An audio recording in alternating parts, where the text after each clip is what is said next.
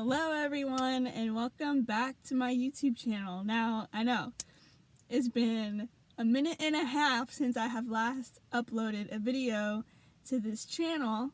I'm sure no one's noticed because I don't feel like people watch my videos consistently. You come to my channel for a very specific reason, whether you're watching my school videos or you're watching my Voyage program videos or Marriott videos, whatever.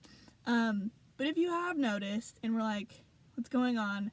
Well, the truth is, honestly, my job is very demanding. I don't have a lot of time for myself. And the time that I do have, I'm doing real life stuff like chores, errands, a little bit of a social life, a little bit. But yeah. The time that I do have, I'm not always necessarily wanting to put on makeup and film a video. But I do get a lot of DMs. I will say that. I do get a lot of DMs. And I feel like I got some OG people DMing me. So I think that's cool that I've been able to build those relationships for my YouTube channel. So I think that's dope. But the purpose of today's video, going off that same subject, like I said, I get a lot of DMs, mostly, depending on the time of the year, I could tell who's watching my videos when, because normally this time of the year people are going to be watching my videos about school because the new semester has just started, my neighbor, but I've been getting a lot of DMs about the Voyage program recently, so I thought, why don't I compile a list of the 10 most asked questions that I get from my DMs and just answer them in a video for you guys right now. Just so the next time I get a message, I'll just be like, yo, just watch my video. So I'm kind of stoked about that too. So anyways, I have them all listed out right here. So if you are looking to join the Voyage program, you already did an interview with the Voyage program, you're wondering what comes next, blah, blah, blah, keep watching this video. If not, peace, and I'll see you when you guys message me about school. So yeah. I'm also going to do my very best to keep this video short. I know no one likes to watch a hell long video, so I'm doing my best here. So I'm just going to jump right into them. Number 1, what questions did they ask you? And this one gets me mad sometimes because I'm like, obviously, whoever asked me this, you guys are not OG fans. I don't know why I said that. Fans. Watchers, viewers, whatever, because I have a video on my channel already telling you guys the exact questions that they asked me. So every time someone asks me that, link them to the video, go watch that video. I will also put it in an iCard. I don't know which way it's gonna go, iCard or iCard, and yeah, just watch that video.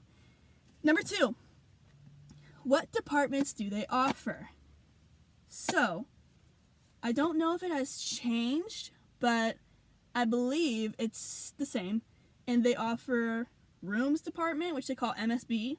So rooms is basically you manage the front desk staff and all the hiring that involves that, and the reservations and stuff. They have food and beverage, they have events and banquets, they have finance, accounting, HR, and I believe that's it. So, if that is anything that interests you, definitely apply. Number 3, so what are the steps? A lot of people will message me and they'll be like, oh, I just did a phone interview, so what do I expect next? Again, it's different for every region, it's different for every country type of thing, but I'll just give you guys my experience. So, when I did it the second time, which was all virtual, which is what all of you guys will be doing if you're new to the program. First, I had a phone interview. After I had a phone interview, they sent me an online assessment. And once you do the online assessment, which they don't rule you out for the way that you answer the questions in the online assessment, it's more just to see your management style and how you approach certain situations, I guess I would say. And before you ask me, no, there's no right or wrong way to approach a certain situation. So don't even ask what I answered them as, because I don't even remember. After I did the assessment, I had self-recorded videos that you obviously self-record and then you send into the program. People will watch them, and then from that, the last step is to do a Zoom interview. And then you get the position, yay, or you don't. Moving on. Can you change your preferences, like, once you've put them in? So, if you didn't know, once you, apply to the job, they ask you your preferences in terms of brand, and they ask you your preferences in terms of location. And they really do a good job in, matching you up to where you're happy with both. And there is an option to change as well. So you put in your original preferences online. They will ask you as part of a questionnaire that you take during the process. And then once you have been offered the job, you've been selected, they will give you a call, let you know everything in terms of start date, what to expect, what comes next type of thing. And they'll ask you, hey, are your preferences still ABC or have they changed? And that's your opportunity to say, no, they have changed. So yes, you can change your preferences after you've submitted them, basically. Number 5, is the program paid? Yes, the program is paid. You wouldn't believe how many people messaged me and asked me that question. That's why I'm laughing. I think it's funny. Yes, the program is paid. Keep in mind, you are putting in 40 to 50 hours per week in this job. That would be not unheard of because, hey, that happens all the time. But that would be crazy if they didn't pay you because you do a lot of work. Number 6, can I start the program as a junior? And I believe the answer to that is no. You have to be, most of the time when you apply, you're in, your last semester of school. So you have to be, a graduating senior. I don't think it's, based on age, obviously. But you have to be, senior level standing to apply to this program. Cool. Number 7, who interviews you? And I don't know if this has changed as well, but when I did it, the people interviewing me were GMs at properties all across the U.S.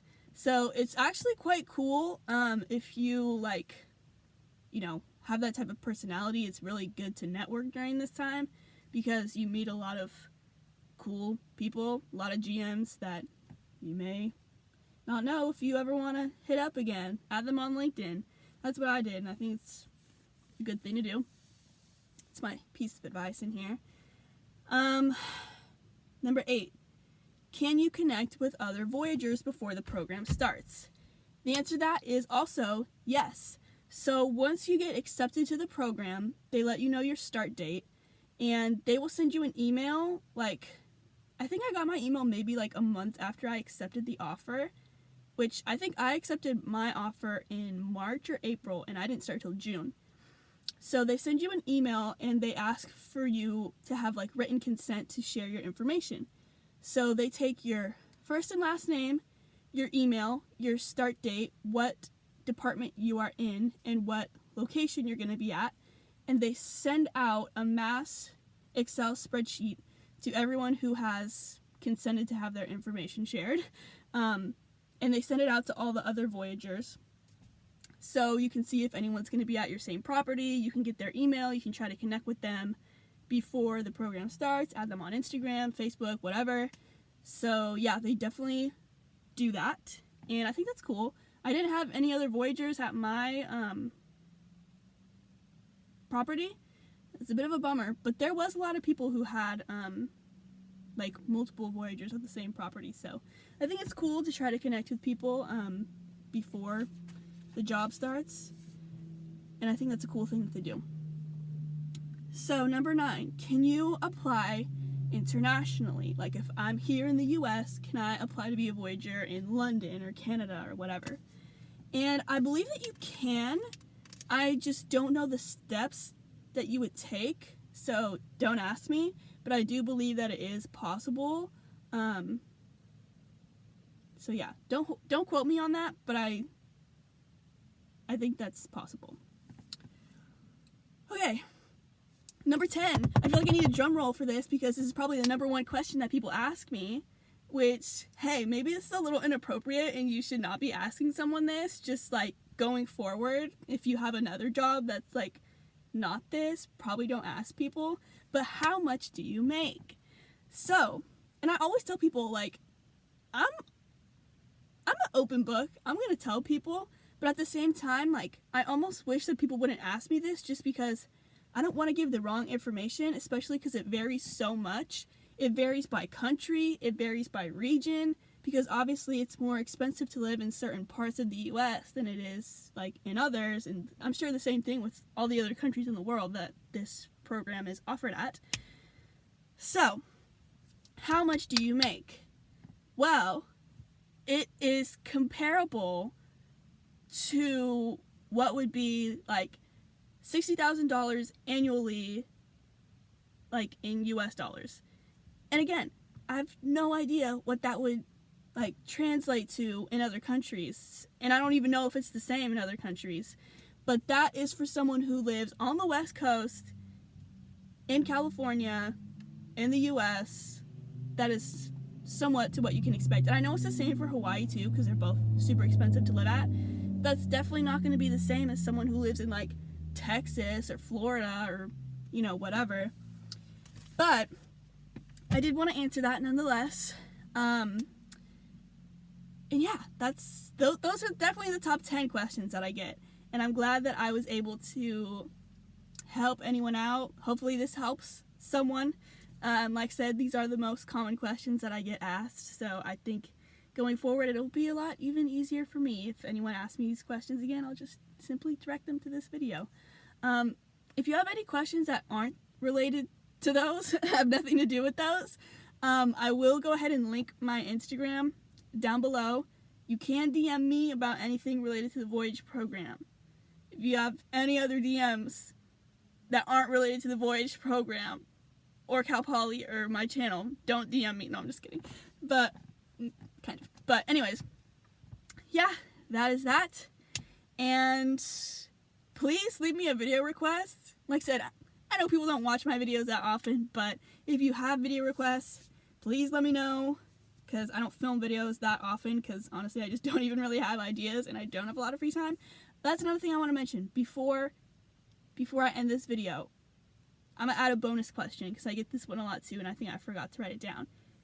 Someone asked me, like, how demanding is the job? Like, could I have 2 jobs, basically, while doing this program? And I'm going to say no, just because, like, weekends are required. Evenings are required.